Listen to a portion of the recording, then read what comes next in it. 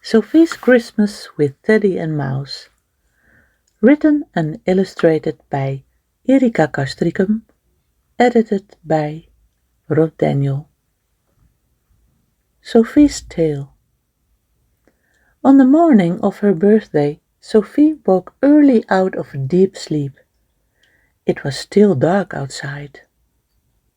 Sophie's birthday is the day before Christmas, and she looks forward to this special time every year.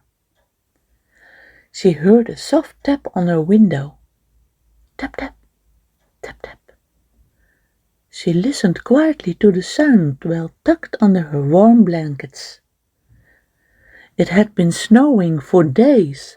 A huge pile of snow lay on the path past the old cottage where Sophie lived with her mum, dad, brother Sam and a dark orange-striped cat with thick fur and green eyes called Little Fox. The branches of the old apple trees were snow-white as if sprinkled with powdered sugar. In the trees hung a garland of peanuts for the birds, and the robins fluttered down to peck at them. The birds reminded Sophie of her favorite book she had lost in the forest.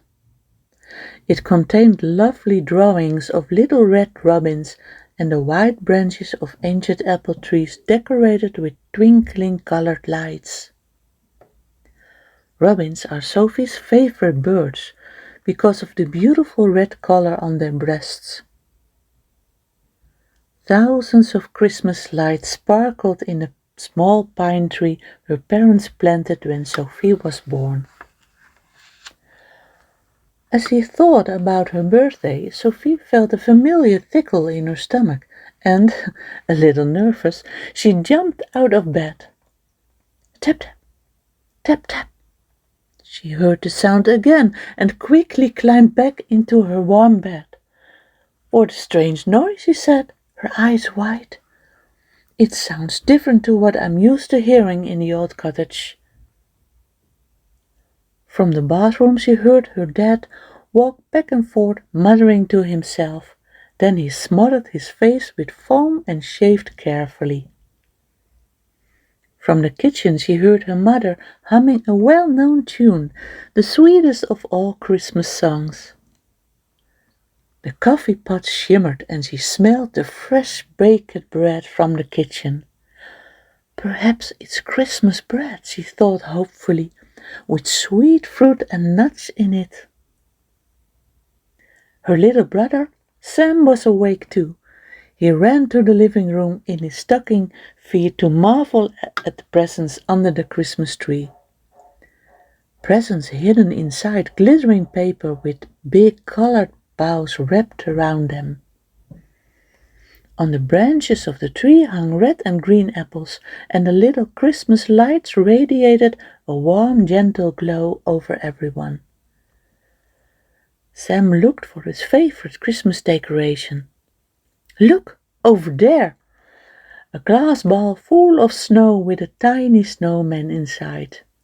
His orange nose stuck boldly into the air. Sophie crawled even deeper under her blankets, and again she heard that strange sound. Tap, tap, tap, tap. What could that be? She sighed deeply and said to herself, "You're a little big girl now, so you're not afraid of strange noises any more." She bravely pulled the blankets away and stepped onto the cold floor with her bare feet. Tap, tap, tap, tap. She jumped and leaped back into bed. In her haste to escape, Sophie slipped over Teddy Bear and fell heavily, but luckily Teddy caught her. She was a bit scared now, and shivering she felt tears drop from her red cheeks onto Teddy's nose. "Teddy, you're not scared at all, are you?" She lifted Teddy Bear up, and together they cuddled and crawled even deeper under the blankets. Sophie put her warm face on Teddy's soft fur, and he gave her a big bear hug. She was tired now, and after all the excitement, Sophie drifted off to sleep again. She dreamed about the robin she'd seen in the old apple tree yesterday. In her dream, the bird flew over the snowman, who was hidden deep under the snow. His nose, a crooked orange carrot, poked out above the white pile of snow. "Help!" The bird heard a muffled cry. "Help!"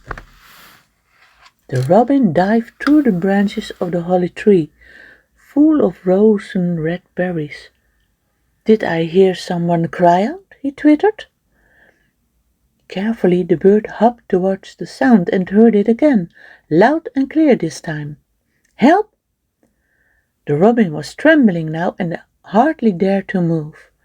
But then he saw the snowman's orange nose sinking further into the cold, wet snow.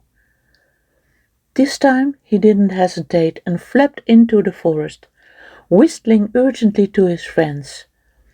The birds flew together to help the little robin from out of the snowy trees and frozen white bushes.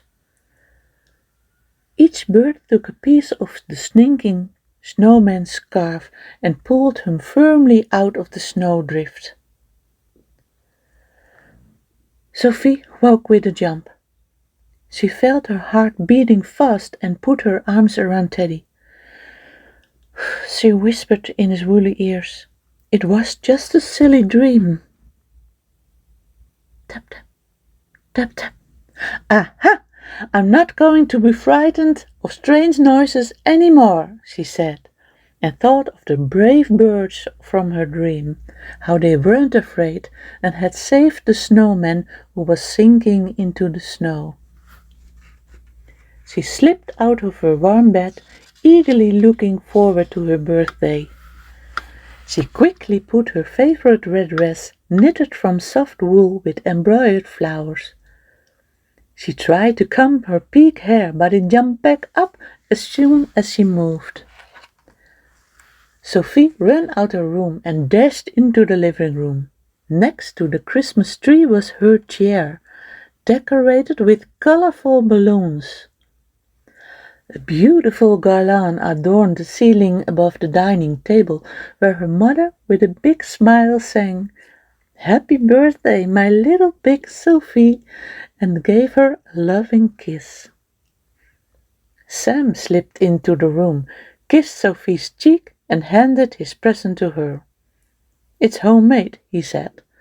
It was a pea box with a pile of thick cotton wool and a robin drawn in chalk on a piece of cardboard in the middle. Sophie was quiet for a moment. This was so touching. She stuttered, "That's very kind of you, dear Sam."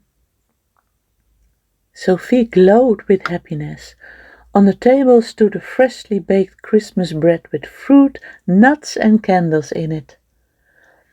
The warm candlelight spread a cozy glow on the old wooden table with its beautiful Christmas cloth.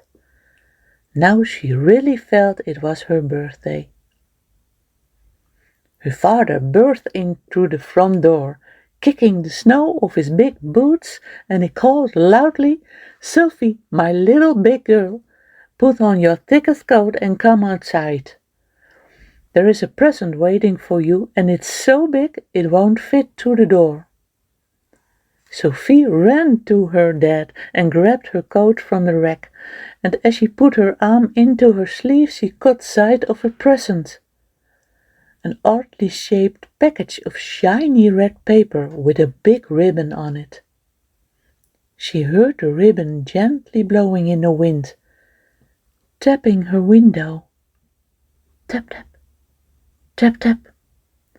So that's where the strange noise was coming from. She unwrapped her present as fast as she could and found a shiny big red bicycle with a giant bell on it. "Whoa," she said, "now I can finally ride on a real little big girl's bike." She rode all day around the old cottage, through the orchard on the snowy path until she returned home tired, ready to warm her frozen hands by the fire. Little Fox lay peacefully, snoring softly in his cozy round basket. When it got dark in the evening, Sophie was tired from her exciting day, and after wishing everyone good night, she quickly crawled under her blankets into her warm, snuggly bed. She held Teddy close and told him all about her morning. She said she was so scared when something tapped her window that she didn't dare to go out of bed. But, she said to Teddy, after I dreamed about the robin, his friends, and the orange-nosed snowman, I wasn't afraid any more. Now I am a little big girl, she sighed, and fell tired but happy into a deep, content sleep with Teddy in her arms. She dreamed she was riding on her shiny red bicycle on the snowy path, past the old apple trees, and saw a robin perched on the shoulder of the snowman. Together they waved at her and whispered softly, "That's Sophie, the little big brave girl. It's her birthday." The end.